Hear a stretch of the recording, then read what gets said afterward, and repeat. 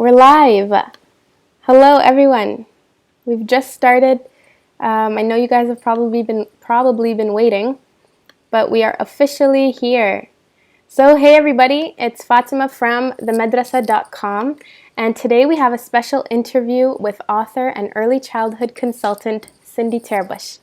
So today we're going to be discussing the different ways that us as parents, teachers, and any other forms of educators can help nurture the developing minds of our children.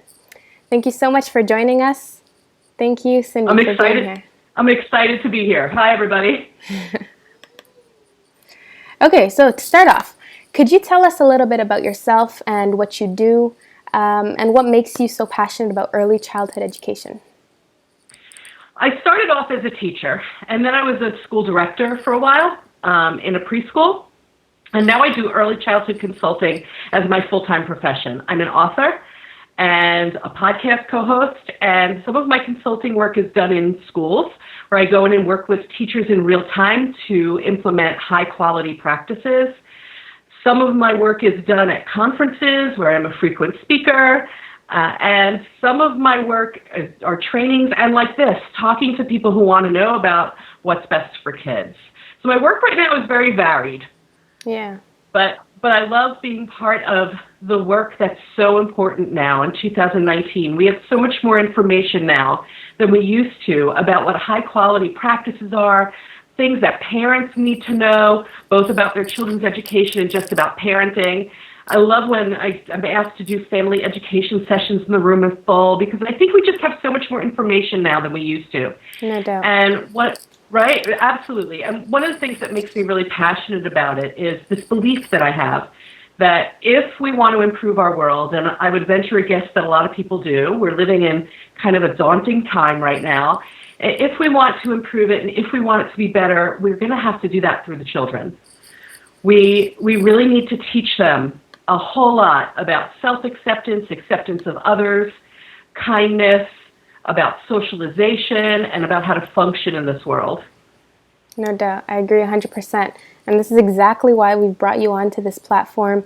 We want you to share your knowledge with us, your expertise, your experiences, give us advice, just pour it on us. Like, we're here for this. Okay, you asked for it. You just remember that. I think we're going to have to pace ourselves for this one. I'm just kidding. I'm sure that we're all coming from, a similar spot. We all have a concern. We all love, of course, our children and our students or whatever it is that, we're working alongside. The thing that we're doing here is focusing on the education and the future of our children. So to start off, we wanted to first touch on this subject, and this subject is really common. It's commonly spoken about. I hear a lot of different people talking about this, and it's nurturing an emotionally healthy child. So a lot of people know this as emotional intelligence. And why don't you start off by telling us what it is to be an emotionally healthy child? So what is that? The phrase emotional intelligence is a new phrase. It didn't even exist when people like you and I were being raised and taught when we were young. Mm-hmm. And now we know things about how children need to be taught about accepting their feelings, understanding that feelings are normal and it's part of the human experience, and how to cope with them. And that coping piece is a big part of it. But if we don't teach children about accepting their own emotions and understanding that emotions come and go and that we can cope with them, then they'll never really be able to fully accept who they are. When we think about when we were kids, my parents, who were great parents, who really just wanted the best for their kids, said things to us like, "Stop crying or I'll give you something to cry about." and that was no good. And sometimes I say that in front of large audiences at a conference, and people just nod or laugh or roll their eyes because so many generations recognize that. And when I had kids, we already knew that wasn't good for a child's psyche, because when we tell children, "Stop crying or I'll give you something to cry about," the message that they get is that your sadness isn't okay. So when you think your sadness isn't okay, where do you put it? Yeah, exactly. It goes inside, and it festers there. And it sometimes comes out in the wrong places at the wrong times. Absolutely, as does fear and anger and all the things that we tell children not to be. So I said to my husband when I had kids, I have two children who are in their 20s, I said, I'm never saying, stop crying or I'll give you something to cry about. I hated that as a kid and it made me angry and I remembered it. Mm-hmm. But we say equally damaging things still. We will look at crying children and we will say, don't cry, which sends the same message. It's okay to cry, folks. I'm just going to give all your listeners permission to cry. It's okay to cry, because that's actually the release of the physical tension of sadness. It's a normal reaction.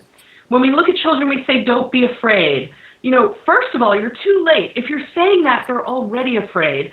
The question is, what do you do about the fear? How do you learn to be brave, and how do you learn to be courageous? And these were not things that we were taught.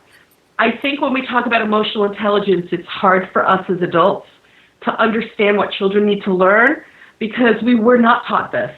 So when you try to separate how you were treated as a child from how you treat children, that takes really intentional work. I agree wholeheartedly. Honestly, it's something that takes a lot of consciousness. You have to really be aware of yourself. You have to be aware of, that every single thing that you say, every single thing that you do, it's going to come off in a certain way where that child will take it a certain way. So you got to be conscious about what it is that you're allowing that child to observe from you. So how do parents and teachers play a role in a child's emotional well-being? Both parents and teachers play a primary role in their emotional well-being, because they take their cues from us, sort of like you were just saying. They take their cues.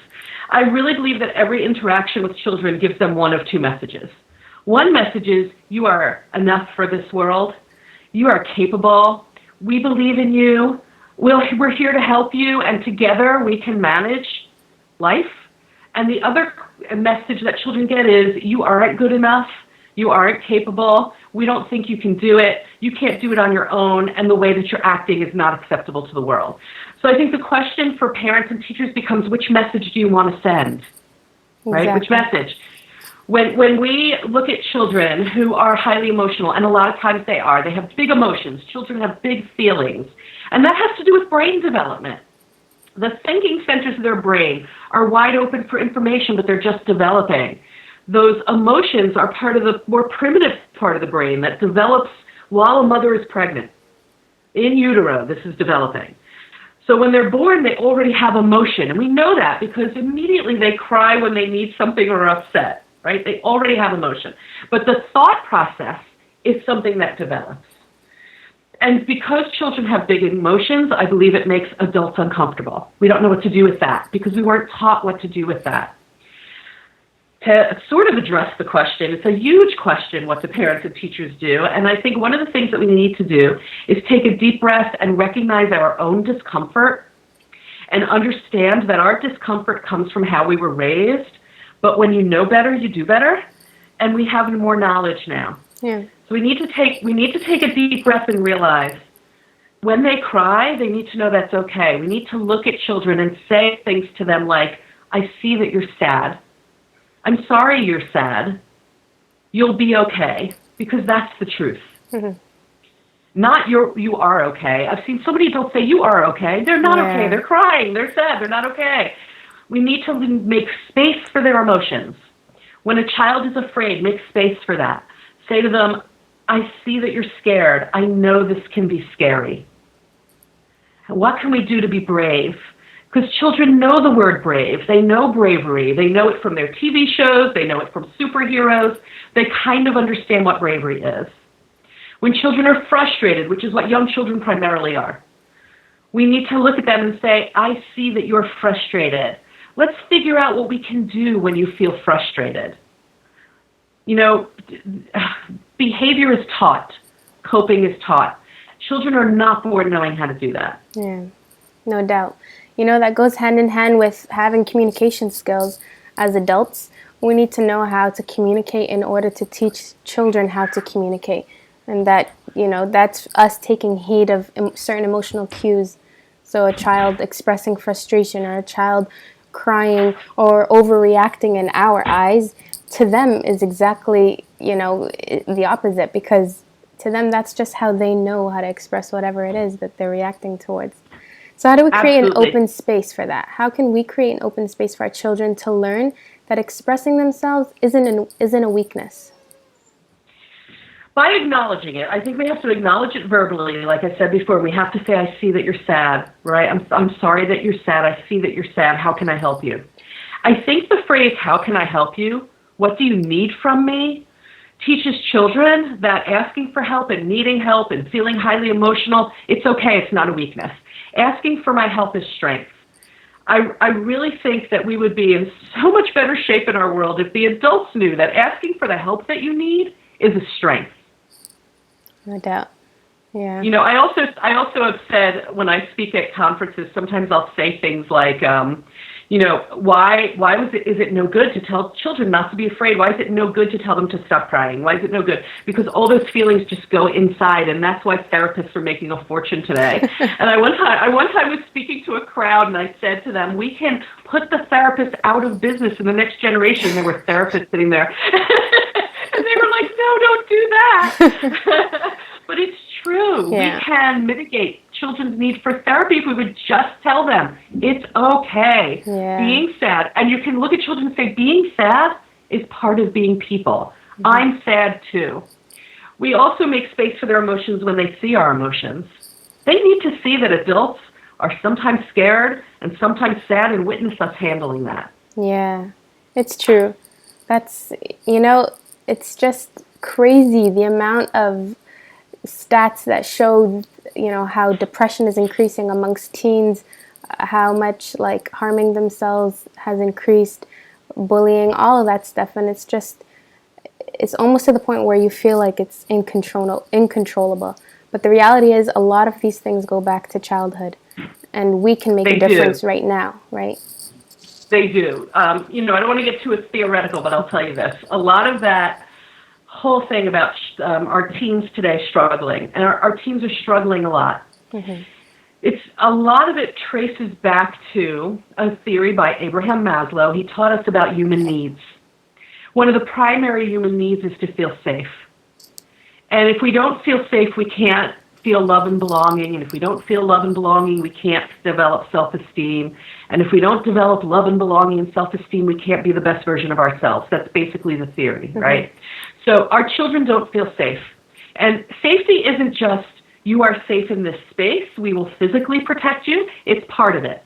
Safety is also, it is safe to be you. It is safe to express yourself. And it's safe to be among these adults who are here to support you. That's all part of feeling safe. Yeah. Yeah, well, that's what we're here. We're trying to, you know, make things better. And that we hope that we will be able to implement all of these awesome little techniques and stuff. So, in other words, would you say that how we react to our child's emotions will affect their understanding of it? How we react to our children's emotions affects their understanding of emotions and feelings. It affects their feelings about themselves, and I think that's equally important. The primary question in the back of the minds of young children that they cannot express is, am I enough for this world? Am I acceptable? Yeah. And every interaction teaches them that. So if we are helping children to express themselves and to understand, I see your emotions, I'm comfortable with your emotions, and I can help you be comfortable with your emotions, then they feel far more capable. No doubt. As a child is young, I have an 8-month-old. She's about to turn 9 months. They'll do anything to capture your attention. They'll just throw things, play, scream, make noises, and I'll just be like, okay, girl, I hear you. But she's looking for that approval, you know, and do I belong, in other words, she's saying, or maybe not to that extent, but it starts at a young age. She's saying, look at me, here I am, look at me, are you looking at me? You know, I often have this conversation with teachers. I'll walk over, when I consult in a school, and I go there about once or twice a month, they get to trust me. They understand I'm there to help them. Mm-hmm. I'm not there to critique them. I'm really there to help them. And sometimes they're really honest with me when they learn to trust me. And a teacher will look at me and say, you see that child over there? He's just trying to get my attention. And I look at them and I say, he's just trying to get your attention. And they'll say, he just wants attention. And I say, yeah, he just wants attention. And we go back and forth for a solid 3 to 5 minutes. I just keep changing the intonation until the teacher says to me, you're telling me to pay attention to him. And I say, yeah, I am, because all behavior is communication. Mm-hmm. And if that child is attention-seeking, then what does that child need? Attention. That's right. There's no doubt about that. Yeah. Mm-hmm. So let's, tweak a little bit of what we're talking about to something that's equally as important, which is critical thinking skills. So when it comes to critical thinking skills, we all know the importance of it. As adults, we can definitely appreciate that now with the world that we live in. There's so much information everywhere, and you just have to know, how to work your way around that. So how can we, and what can we do to nurture that in children? Could you give us some examples, scenarios, practical things that we could do to implement, critical thinking skills into our children's lives? We have to stop being the answer people, and we have to help children find answers to their own questions. That's critical thinking. Children can be curious about things that they have experience with. Once they have experience with something, we can see the curiosity from even the time being like 8 months old or, 6 to 8 months old. A child is curious about something. They keep touching it. They keep going over to it. They keep, manipulating it. Even before they can really play and pretend with it in the way that we think of childhood. Children are infinitely curious. And in order to create critical thinkers, I have to help them discover answers to their own questions. I have to give them lots of hands-on experiences and explorations and experiments to figure things out. And I have to ask them a lot of open-ended questions. A lot of people know the phrase open-ended question, but I feel like it's very jargony. I feel like it's very educationally based, and a lot of people don't know what that means. So I'll share it with you. An open-ended question is a question for which there isn't just one right answer. The child has to think about how to make something happen, how to discover something, or about their own activities or creations. So right now, where I live, it's autumn, it's fall, and the leaves are changing colors, and children are usually very curious about that when they're young. Very curious about the things that are falling down on the ground, the sticks, the pine cones, the acorns, super curious about that. And children often go over and pick up sticks that fall in windstorms, whatever, and they break the sticks. And I see adults say, stop breaking the sticks. And I want to run over there and say, no, let them break the sticks.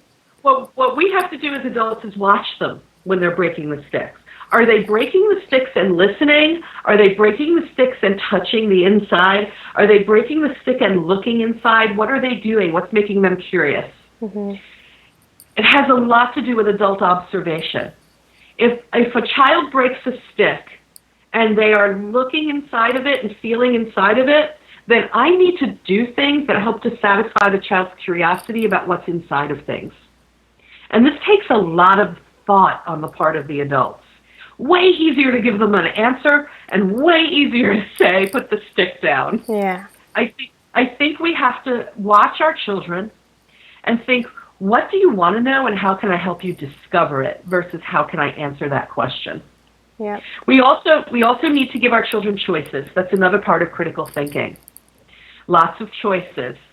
And we're also not used to that. Many of us as adults were not given a lot of choices when we were children. Yeah. My way or the highway.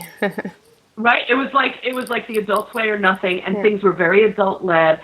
Today's high-quality early childhood settings give children at least 60 uninterrupted minutes of free choice time. Uninterrupted. We're not pulling them over to tables to do anything. We're letting them spread out around the room, pick out what they want to use, and make decisions. We have to constantly give them choices to make within reason. Yeah. So, for example, if it's cold outside, we need to wear jackets. It's not reasonable when it's 10 degrees out to say, you don't have to wear a jacket, don't worry about it. Do you want a jacket or don't you? It's not reasonable. But it is reasonable to look at children and say, something like, would you like to zip it or would you like me to zip it? Because now the child has to make a decision. So it's a few things. It's helping them discover answers to their questions. It's helping them to make decisions. It's all that logical thinking that you and I take for granted because we're adults now. If we were to think about it as well, allowing a child to make their own decisions when it comes to, of course, certain things, that is instilling confidence, within them. They believe that they can and that they are capable of doing that thing. And so Absolutely. they'll start becoming more Absolutely. independent, and that's going to help you in your future as with an Yeah. 18-year-old child. You're going to want that at one point. I also want the 18-year-old child to make really good logical decisions, No as doubt. much as an 18-year-old can, right? As much as young people can. I want them to know how to think things out. When do we learn to become decision makers? Between the ages of birth and 8 years old. That's when we learn to become decision makers. That's great. And they also need to be allowed to take risks and be wrong. Yeah. That's a big part of decision making, right? We have to say it's okay when you're wrong, because what a child doesn't know is that if something doesn't work out, you just try another way. That's why when they're building something and it falls over, they immediately start crying when they're really young, because they don't know it's okay. We can rebuild and we can try another way. Yeah. And so sometimes we have to give them choice, and sometimes we have to teach them really important life lessons. Yeah. Like, it's okay, right? It's okay. When we make mistakes, we try another way. What's another way we can try? Yeah. And I've said that to children as young as 2.5 and 3. Yeah. I mean, it starts young. It starts young. It does. So let's try to touch on the subject. I really want to cover this whole, expectations of children. This is one of the things that me as a teacher I can definitely relate to. Excuse me, just choked on my saliva. And I also want to give time for some questions from the audience. So sure. Let's talk about rethinking our expectations of children. I know this is going to be kind of blasphemous to some people, like, what do you mean? We should be expecting children to meet our standards and all this stuff. But I mean, teachers, parents, and others in the field often get together and, you find them that they're talking about how certain students may or may not be at a certain level in comparison to their peers. Maybe a child is timid and doesn't participate as much, or you have another student who is a little bit behind when it comes to their reading abilities. So let's talk about these expectations that we often make for young learners. Could you tell us what you think about curriculum expectations? Do you think that curriculum expectations can sometimes be unrealistic, like when it comes to when a child should be starting to read or write? I think it depends on what tool you're using, honestly. There are some, if you're talking about formal curriculum, there are some that are very developmentally appropriate, and there are some that are not. What we want to watch for are pieces that are not only research-based and evidence-based, and based on solid educational theory, but we should really be paying attention to which tools are being so widely used, right? There are certain tools in the educational world now that teachers are using for observation of children and assessment and to drive their teaching that are really well written and well done. The question is, do people know how to access those? Particularly people who may be working with their children at home. Mm-hmm. We have to be very careful who we ask advice of, I think, because I do think that we often have expectations that are not in line with who the children are. When children are in the early learning years, our expectations need to be individual expectations, not the whole class. Just because I'm teaching 4-year-olds doesn't mean that the majority of them will recognize 10 upper and lowercase letters. It doesn't mean that. Mm-hmm. There will be always will be some children who are within the expectations for their age, some children who are behind, and some children who are ahead. That's just human nature. It's the bell curve of life. And I want to say this to the people who are listening, especially if it's about your own children. We're very emotionally involved with our own children. And of course, we want the best, and we want them to succeed, and we want to see them excel at everything. But none of us excel at everything. We have expectations of children sometimes that are not in line with our own expectations of ourselves. Never mind other children. So we have to remember every human being has talents, and every human being has struggles. No doubt. Right, and if that has to be okay too. It's okay. Math was never my subject. Me neither. I was math. Generally speaking, early childhood people are not mathematical, and that again, that's a generalization. Mm-hmm. It's not true of everybody. But when I stand in front of crowds of early childhood people and say math, not my subject, they're like, oh yeah, me neither. So and you know what? And that's okay. it's okay that math isn't my strong suit because I have other things that I'm really good at. Yeah. And when I feel that sometimes we focus too much on what a child struggles with, and their whole day becomes, you're not good at this, let's help you. You're not good at this, let's help you. You're not good at this, let's help you. Mm-hmm. And all conversations become about, you struggle with reading, you struggle with reading. But there are other things that child's good at, so find that, foster that. Because very likely the child who struggles with reading when they're young is going to struggle with literacy for many, many years and maybe into adulthood. So we want to foster, we do want to support their learning. We do want to give them all the extra help they need to be as close to the developmental expectations as we can get them. And then we want to keep striving with them ahead of the things that they're really good at. Makes sense. It actually reminds me of something. I was reading your book, and I'm just going to paraphrase it, but you said something along the lines of children need us to teach them that they're capable and that they need to be taught that they should celebrate their own efforts. So yes. this was very powerful, and when I read that, I was like, wow, this is everything. Thank you. This is exactly Thank you. what we should be, remembering and focusing on when it comes to this type of stuff. Yeah. So I can't imagine what it would be like if I spent my whole day with people harping on my lack of math skills. Yeah.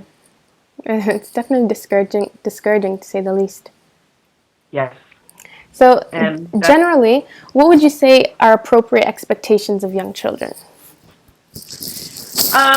It depends on what we're talking about, really. So it depends on their age, where they fall within or outside the widely held expectations. I'm going to make a couple of general statements. Sure. It is not a reasonable expectation to expect children to be entering kindergarten reading War and Peace. That is not a reasonable expectation. Some children will enter kindergarten with some reading skills. The majority will not. And all the research has shown that. In the preschool years, we work with children to first recognize some of the letters in their name, mm-hmm. Then to recognize all the letters in their name, then to recognize the letters in their name and some other letters. And so by the time they leave us and go to kindergarten, they should know a bunch of upper and lowercase letters out of order, but not every child will. Mm-hmm. And I use the phrase a bunch because I don't want to be specific. Some children will recognize more than others. It is not just because a child sings the ABC song doesn't mean they understand the alphabet. Just because a child can count by memorization doesn't mean they understand numbers. In the preschool years, I would like children to start to show an understanding of numbers. And I know they can understand numbers when they can look at 3 objects on a table and just say to me, that's 3 without counting them. Mm-hmm. But it takes different children different amounts of time to get there. Yeah. That leads me... Just remember... Oh, go ahead. Just remember, what you hear out in the world and what you may see on social media as a reasonable expectation may not be the facts. No doubt. I mean, it could just be someone's reality. It doesn't necessarily mean that it's going to be the same for your child. That's right. It's key to remember the individual thing where every child is going to, especially at the age of under, what would you say? What age would it be that we should focus on individual learning? Like under 6 years old? Under 8? Early childhood is defined as birth to 8 years old, and that's because children are taking in information in the same way, they view the world the same way. Until about 7 or 8 years old, they're in the same category of development. And then once they're around 7 or 8 years old, they start to think at a slightly higher level. So I always make that line at 8 years old and under, because the National Association for the Education of Young Children has helped us to define early childhood as birth to 8 for all sorts of researchable reasons. And I know it to be true in a very practical way. Between about 2.5 and about 7 or 8, children pretend a lot. Mm-hmm. And they don't understand the difference between fantasy and reality. To them, it's all the same, fantasy and reality. I've had many a discussion with children about unicorns and how they believe they're real, and I'm never talking them out of it, and I wouldn't even try.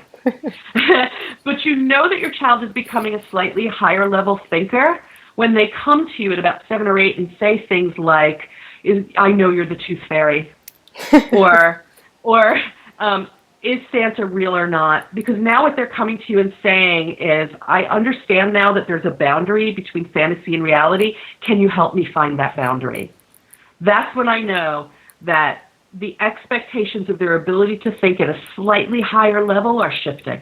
Makes sense. This is very, very beneficial. Thank you so much for all this information. So going back to what we were talking about when it came to the expectations of children, and we touched on learning numbers, letters, and recognizing certain things. Could you touch a bit about the importance of the process that it takes for things to happen? So, for example, setting a goal for a child and the process that it takes to achieving that. Instead of putting negative pressures. Like a lot of us put negative pressures sometimes. All learning is a process. Wherever your child is, they're somewhere in the process. Sometimes when I'm working with teachers, I'll say to them, what level is this child at, for example, with recognizing and identifying letters and their sounds. And some teachers will say to me, well, the child is nowhere, and that's never true. The child is somewhere, even if they're not yet ready to learn that. They're always somewhere. And it's a long process. It's not quick. We have some sort of false impression that, as soon as a child starts to recognize the first letter of their name, now I can teach you to read. That is completely untrue. And in fact, there's so much information out now about how the way we have taught children literacy, for example, isn't actually the way they can understand it best. So I'm going to give your listeners some helpful hints about the process. We've always started showing children letters with their own name. And we do that because they care about their own name so much. They want to see their name. They attach to that. And then for some reason, we have abandoned this whole, I'm going to show you a word and teach you letters, and I'm going to show you words that matter to you, and started to drill individual letters. Drilling individual letters is not actually part of the process. And here's why. The research and the studies have shown that when we drill individual letters, children don't attach that to reading. It's why we have to drill letters year after year after year. They are not making the connection to words. So to be part of that process, what we have to do is show them words and then go to the letters, but we have to show them words they already know. So think about very young children. There are certain words they recognize. And they recognize them from neighborhoods, and they recognize them from TV commercials, and they recognize them from products, right? There's certain words they know. Yeah. If you show any child in my neighborhood, you show any child ShopRite, they know it. You show any child, name like the Walmart logo or Amazon. They'll say Walmart, they'll say Amazon. They absolutely know. And they're very proud of knowing that. Oh, yes, they know that. It's amazing what they know, really. I often encourage teachers to bring logos and street signs. This is all called environmental print because it's part of a child's environment all the time. So you bring in the environmental print and you show them that. And when they recognize it, they're super proud of themselves. Yeah. And they're like, that says Dunkin' Donuts. That says Dunkin'. And that's what I can say to a child. That's right. That says Dunkin'. Dunkin' starts with D. D sounds like D. What other words start with like Dunkin' sounds when we learn it? What else? Dunkin', dog. What else? That's how you teach letter sounds. Yeah. And children actually then relate it to reading because they think they have read the Dunkin' sign. Yeah. To them, that's reading. They memorize things and they think it's reading, but that's what they think you and I do when we read a book, They think we've memorized it. It's too cute. They're really very funny. I've had kids get very excited when they see the logos, and sometimes it surprises me the logos they recognize. A teacher showed me that she showed the children the Postal Service logo, and I said, "Oh, they're not going to." I said, "They're not going to know that." And she said, "They did." They looked at her and they said, "Mail." Wow. So she wrote the word mail on there, and she's teaching them the M from that. Yeah, that's amazing. So I want it really, and you can get every letter of the alphabet through logos and street signs and businesses and all these things that they would recognize. But I want you to think about that process for a second. How many of these things do I have to show them? Yeah. And I also want you to, your listeners to understand this. Children require a lot of repetition. In order to be something learned, this is brain development. In order for something to be something learned that just becomes a part of your knowledge, it requires repetition. When children encounter something new, loads of neurons try and connect in their brains. And you have to do it over and over and over again until the correct neurons connect. And now it's part of what they know. Mm-hmm. The current research is showing something like, and I'm going to misquote the statistic a little bit probably, but I'm going to be really close. When children are enjoying what they're doing, when they're playing, when they recognize a logo and they're excited, the thing I'm trying to teach them requires somewhere around, 50, 60 repetitions in order for them to learn it. When children are not having fun, when I drag them over to a table, take them out of what they want to do, and I drag them over to a table, and I say, here, do this worksheet. And it's not something they want to do because they would rather be over there playing with their toys or their dolls or their blocks or their trains. And they're not having fun. It's closer to about 600 to 700 repetitions to learn it. Wow. It's unbelievable studies that they are doing. And I just am always saying to people, please make sure your children are enjoying what they're doing, or you're going to have to repeat it more and more and more. So think about how many things in early childhood we've had to repeat over and over and over and over and over and over, and they still don't learn it. You know, it hurts my heart to hear kids say, I hate school. It hurts my heart when I hear this. I'm like, learning should be fun, you know. You should be looking forward to all the new things that you're about to encounter when you go to your classroom, all the fun times, games, things that you could do within that classroom. Yeah, it's really painful when a 5-year-old says, I hate school. That is just what has happened to you. It is so painful. What experience have you had that at the age of 5 you already don't like it? You know, when children become teenagers, they have other things they want to do. I get that conversation. Yeah. But I don't get it when a child is young. We need to approach them in a way where they see learning as fun. Mm-hmm. Exactly. I remember when I was when I was probably in university, I used to teach my little sister how to spell her name by singing it. So I would make it kind of like, have little beat, or not a beat, sorry, like sing it in a tune where she would remember it. So, and every time I would we would distract her somehow and then come back to it, and I'd be like, okay, what is it? And she would remember it because she's associating it to that tune that we sang it to.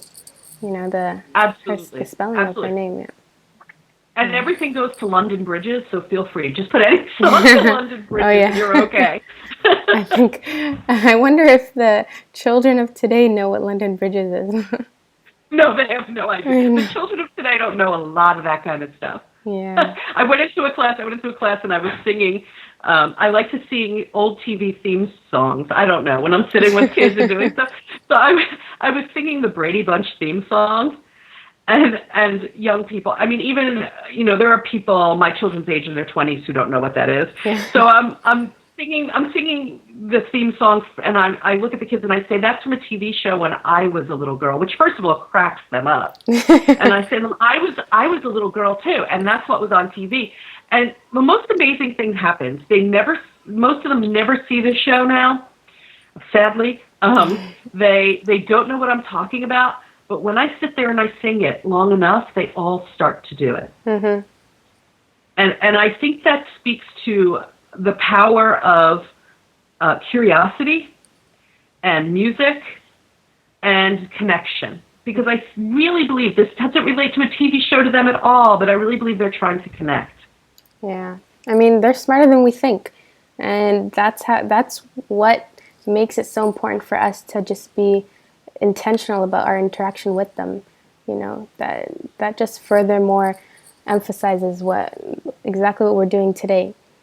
So so I think let's dedicate the rest of our time together for Q&A. Let's see what people have to say, what kind of questions they have. I know a lot of people are dying to ask you some questions because it's not every day that we're with a special guest such as yourself. So I have some questions that people had sent me. If anybody has questions, they can put it in the comments section. Okay, so I see a question here. So this person, she says, what is an appropriate amount of time when teaching kids? Sometimes I feel it may be too short or too long. Please advise. I think it depends what you're doing with them. A young child, early childhood, preschool, kindergarten, their attention span is very short. And we have to take our cues from the children. Generally speaking, they have probably about a 10-minute attention span when they're young. And, if we are varying our activities, we can actually work with them for quite a while, but we have to offer variety. I think it depends on the situation. If they're sitting in a group, their attention span is even shorter. If they are very interested in what I'm doing, they can sit longer. Mm-hmm. So I think it really depends on what sort of activity are we talking about. But the primary thing is to take our cues from them. Makes sense. If they are looking bored, or they're starting to look around, or they seem to be done, just be done. Don't feel like you have to complete whatever it is you're doing. I hope that was helpful. I have a comment here. She says, my child could spell Blippi, famous YouTuber for kids, before she could spell her own name. So I taught her how to spell out her name then. Okay. I believe that. That would be right. Another question, how do I let my child make mistakes if I struggle with perfectionism myself and tend to correct his mistakes right away? Children, I also, I think a lot of us we don't like making mistakes. And we don't like making mistakes because the message we got when we were children was mistakes aren't okay. But mistakes are part of being human. And when adults struggle with something like, I'm a perfectionist, so I tend to correct my child's mistakes, I think that what we need to do as adults is take a deep breath and recognize that the things that are a part of me that I struggle with don't have to be my child's struggle. I don't have to make it their struggle. There are certain things, and I'm just going to use this as a personal example. There are certain things, let's say, that I may be afraid of. And unintentionally, I can make my children afraid of the same things when maybe they wouldn't have been. Bugs. That's for me, bugs. There you go. One of the things, you have to sort of talk to yourself, I think.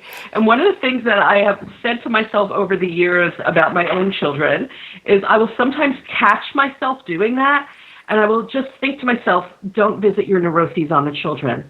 They can develop their own. They don't need mine.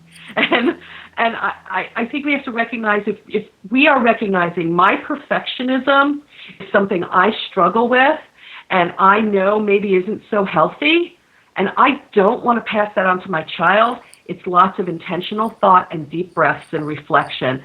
And by the way, when you make a mistake and you do correct your child, it's really easy to teach them about mistakes.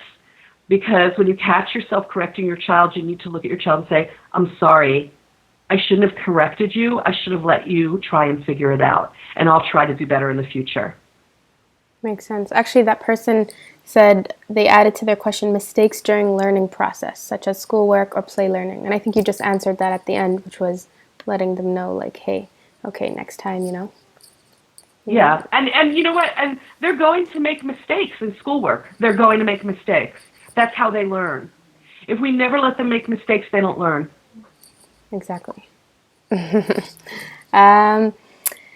What steps can parents who've been emotionally abused as children take to make sure they understand its effects and not pass them down? That's an interesting question because I just did a keynote speech yesterday at a conference about trauma-sensitive classrooms and being responsive to children's trauma. And one of the adverse childhood experiences that causes trauma is emotional abuse. And anyone who has gone through an adverse childhood experience of their own, that sort of thing, physical or emotional abuse, it can be something like death of a loved one. It can be violence at some point in your history. It can be a lot of things. There are a lot of things that cause trauma. My advice to the adults is always, please seek your own therapy. And, we didn't always know that asking for help is actually strength, and so therapy has a lot of stigma attached to it. One of the things that I have come to understand is that I can't give my child something that I personally have no grasp on. And it could take therapy and time and work on myself to get a grasp on it. But it's actually the biggest gift I can give my children is to work on my issues. And I think that, again, when we make mistakes, when something that's happened to me impacts my interactions with my child, I have to go to my child and admit that that wasn't okay. And I need to go over and say to them, it wasn't okay what I just did or said. And I'm sorry. And that was about me and not you. Yeah, that's important, honestly. I'm sure a lot of us can relate to that from our childhood, I think. Yes, I'm sure. Yeah. So we have another question here. We're getting a lot of questions. I really hope that we have enough Great. time for all of this. Question. My daughter can't read, but after she memorizes a book, she says, "See, Mommy, I can read. I know everything." How do I teach Yes. her humility without emotionally demoralizing her? I think, young children think that is reading. They think that's what we've done. When they hand us a book and we're reading it, they think we just know it in our heads, and then they memorize the book and they come and they say, I'm reading. One of the things that you should do when you're reading to your child is, as you're reading, point to each individual word so that they begin to understand that those shapes on the paper are what you're saying. Another thing that you can do to teach your children that there's a connection between the written word and the spoken word is actually sounds counterintuitive to reading, but it's actually some writing. Take dictation from them. Have them write books with you. Take dictation. Ask them what they want to say and write it down, and then show them their own words so that they begin to understand that what's written on the page is actually what we're saying. Makes sense. But if the child comes to you and says, I'm reading, I can do it, my response to them would be, that's great. And then I would do these other things with them. No doubt. All right. For parents with really young children, when is an appropriate age? What age is appropriate for them to start learning? I'm probably misreading this question. And how should parents take this route? So when is an appropriate age for our children to start learning? That's children who are really young. Okay. Children are learning from the moment they're born. Actually, before birth, children are learning. The question is, how are we going to facilitate that when they're really little? And the key to that is interaction. And it has a lot to do with interactions. When they're very young, we need to foster what are called serve and return interactions. With infants and mobile infants, especially, let's think about young infants as an example. I remember when my children were really young and they first learned to giggle, to smile and to giggle. And I literally would drop everything to spend hours on the floor trying to get them to smile and giggle. Most parents, the vast majority of parents, are hardwired to react to their children that way. Our brains are hardwired to imitate their cooing and to try to make them smile and for us to get a reaction, and then they look for a reaction and we look for a reaction. So they laugh, I do something, they laugh, I do something. Those are called serve and return interactions. Mm-hmm. You do something and that something is returned to you, and you do something else and that something is returned to you. And that's really the beginning of learning. In infancy it starts. A child cries, I go over there and I do something, serve and return interaction. A child coos and I imitate that, serve and return interaction. And then it just keeps expanding from there. So another thing we're going to want to do, in addition to having these imitation interactions, is we're going to want to talk to children all the time. There are two different types of talking with very young children that should be happening all the time. One is called self-talk. That's where I'm narrating what I'm doing. Let's say you are diapering a very young child. You actually should be narrating what you're doing. I'm going to lift your legs up. I'm going to pull the diaper off. Oh, let's wipe you. You're narrating it. It's like narrating a story. This is how children learn about literacy, language, and storytelling from the time they're really little. Another type of talk, in addition to the self-talk, adults need to be doing parallel talk. Parallel talk is when you narrate what they are doing. So a child is doing something and you say out loud what you see. You say, I see you shaking the rattle and banging it on the table. I see that makes you laugh. Do you hear the sound? So it should be, I see what you're doing, I see how you react, and then ask a question even before they can answer it. Please ask questions even before they can answer it so that they begin to understand questioning.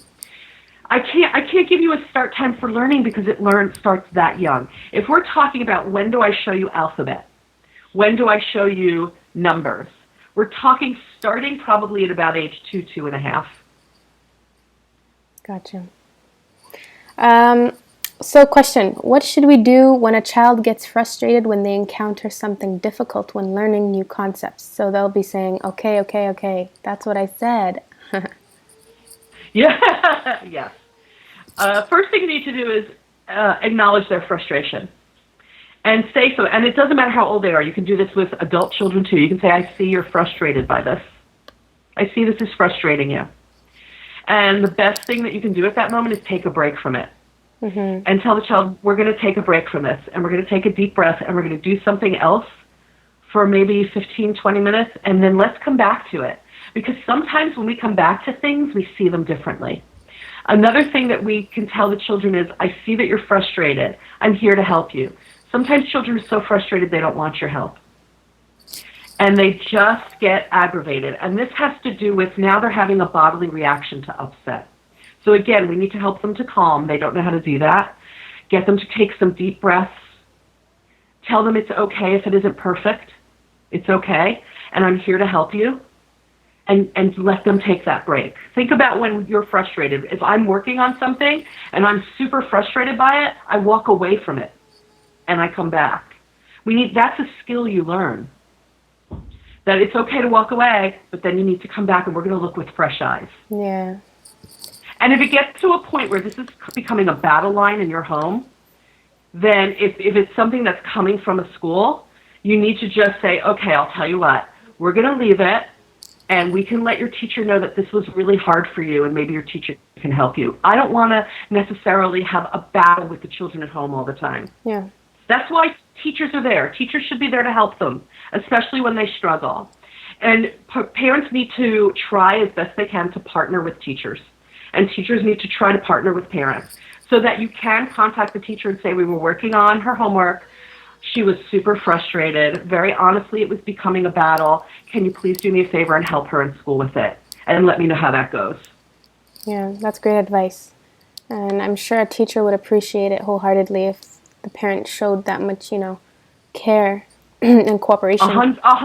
100%. I would much rather, as a teacher, have a parent come to me and say, this is really frustrating and we're fighting about it at home. Because my advice to the teacher would be, stop fighting about it at home. I'll pull him aside and work on it. Yeah. So I'm just going to ask a question that I had received from somebody. They're asking how to deal with children who don't take you seriously when you ask them to come to you. They think it's a game and run away. With other things, you find yourself constantly repeating yourself. They don't listen, and it gets exhausting, especially when you have multiple children. So I guess she's trying to say, how do you get children to start listening to you without having to constantly repeat yourself? I think this has to do with how we teach rules to children. I think, children, we're constantly, I don't think we realize how much we command children to do. There's a workshop that I do about teaching children rules, and I do it with families and I do it with teachers. Sometimes together and sometimes apart. And what I ask them to do is take some Post-its. And they'll take some Post-its. And everything you have asked a child to do that they otherwise wouldn't have done, I want on individual Post-its. So they'll write something down like, come to me, we're leaving, put it on a side. Write the next Post-it, brush your teeth, put it aside. Comb your hair, put it aside. All these things we ask children to do. And people end up with piles of Post-its in front of them. I think this sounds to children like a very annoying Snoopy Peanuts character adult where they're going wah, wah, wah, wah, wah. And children feel like they're being controlled all the time. There are a couple of things we need to do. We need to refine how we teach children rules. What I do in this workshop is I teach people. There really are only 3 rules, folks. That's it. All these Post-its you have in front of you are the details.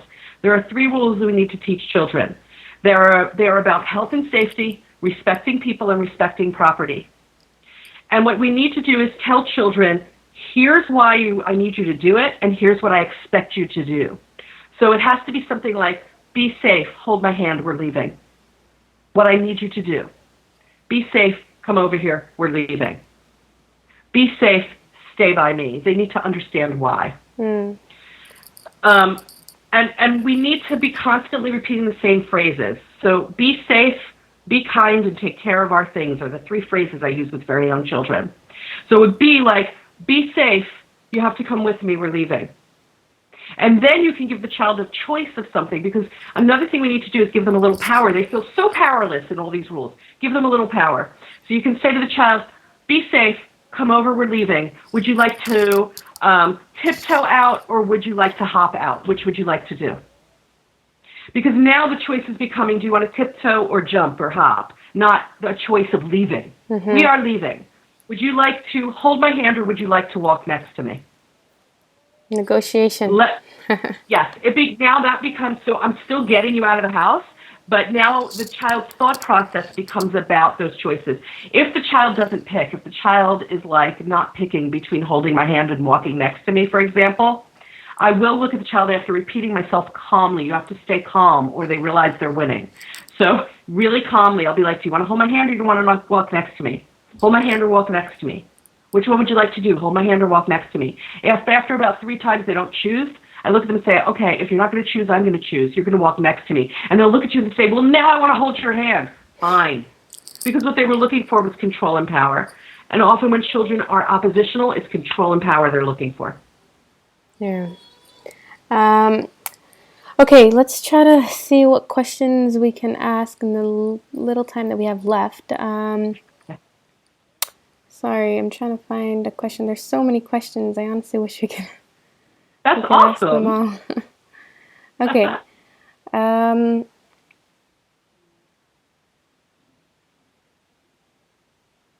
So I guess this is a question.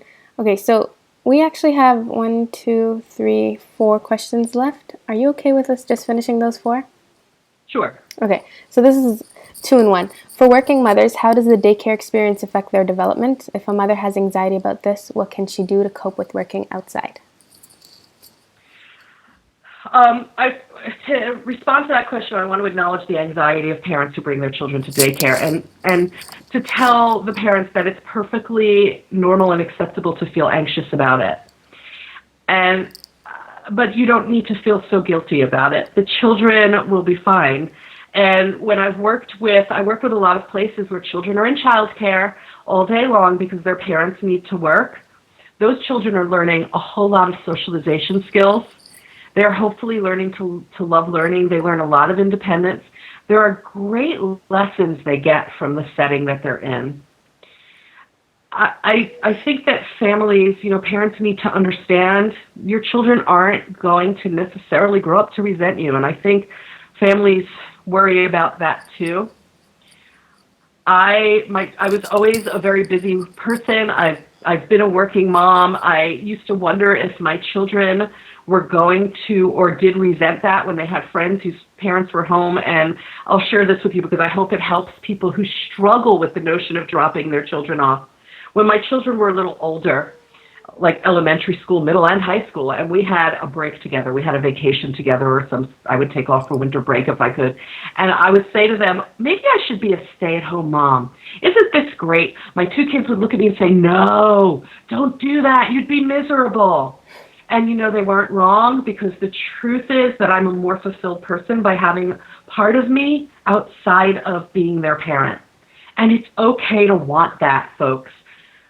For some reason, parents are taught that we need to sacrifice everything, and that's great parenting.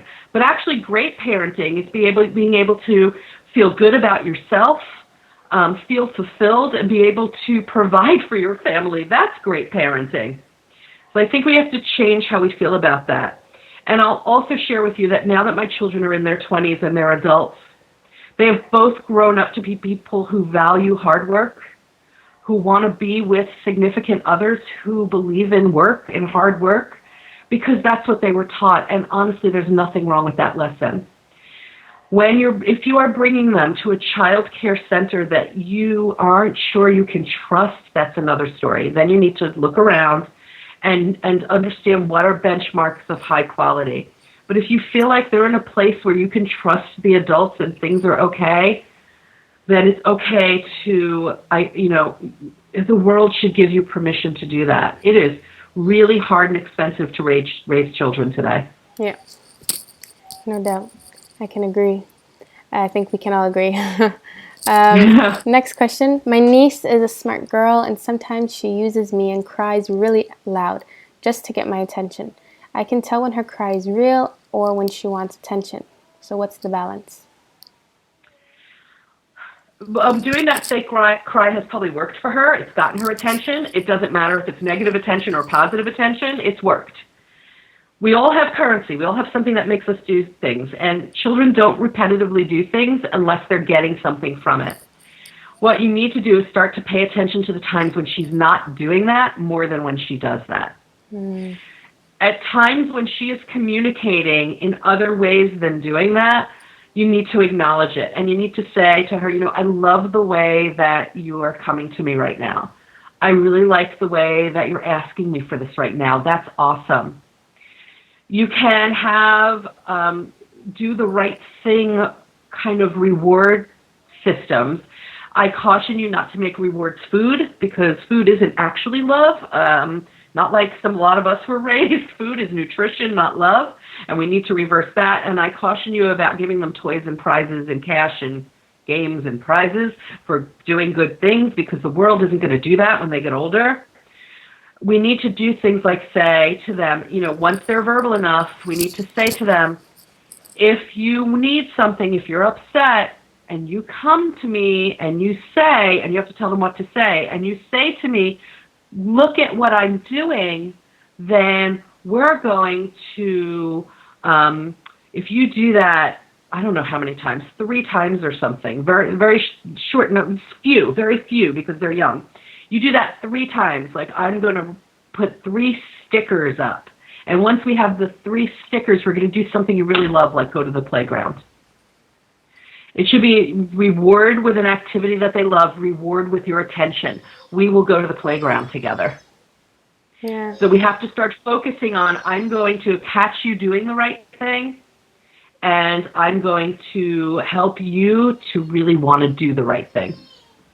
I'm really glad you touched on that. Thank you for asking that question to the questioner. So 2 more questions.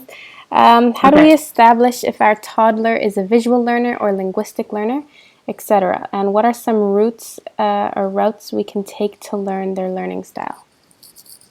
When they're toddlers, it's a little harder to know. It's easier to kind of pick out a visual learner versus an auditory learner from hearing, and a kinesthetic learner is the other type of learner, a learner who needs to move around.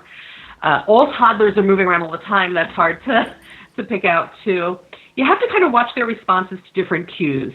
If I am constantly just talking to you, we do so much talking in early childhood, and some of those kids are visual learners. If I'm repeating myself 3,000 times and you are not responding, you may be a visual learner. When children are visual learners, and this has to do with behavior too, when children are visual learners, they need to see visuals. I'll often tell people, a child, for example, who tends to climb, and we don't want them climbing, and a bazillion trillion times we've said, your feet go on the ground, your feet go on the ground, your feet go on the ground, be safe, put your feet on the ground. And the child is still not doing that. What I like to do is take a picture of that child with his or her feet on the ground. And then when the child is climbing, I show the child that picture and say, look at you, look at your picture, where are your feet? And if the child looks at that and then puts feet on the ground, that might be a visual learner.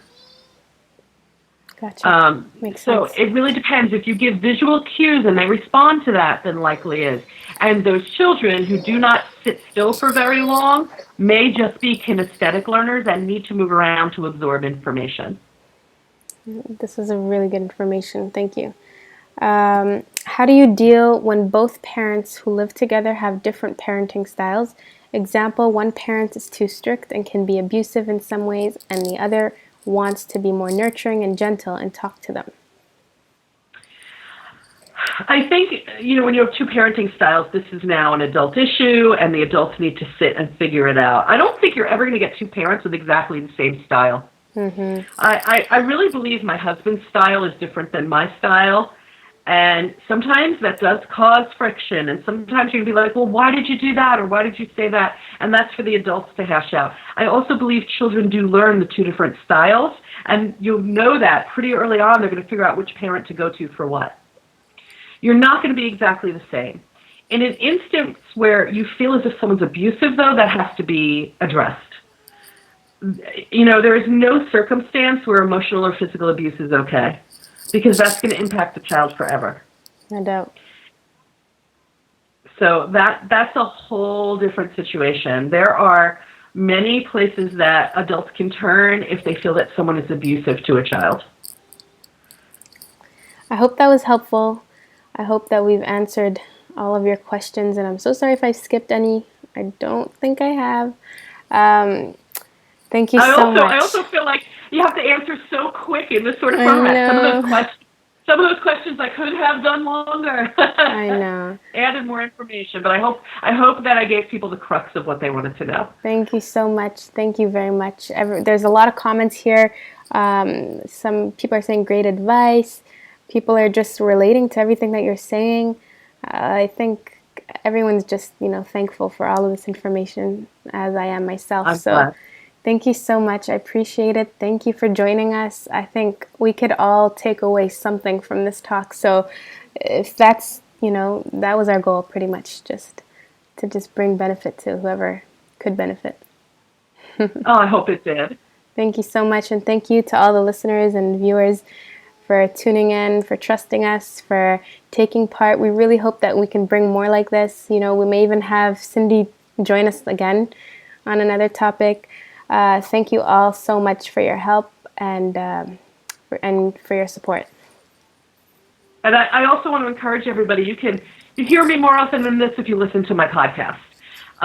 It's called How Preschool Teachers Do It.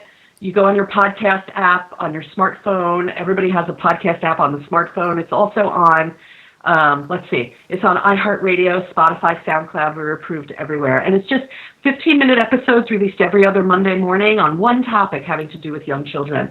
So you can go and listen for some advice there too. Yeah, I've already subscribed. Could you also tell us your website? Sure. My website is helpingkidsachieve.com. And if you go on the website, you click on Read My Blog. I have been working on that blog for years and years. You can go to the search on the blog and search almost any topic and find articles. And you can also read more about me on the website. Feel free to go there. You can connect to the podcast, and there's all sorts of information there. Thank you. I can definitely say that I've benefited a lot from that. Thank you all for joining us. And that's all. So see you next time, hopefully. Thank you. Bye. Thanks.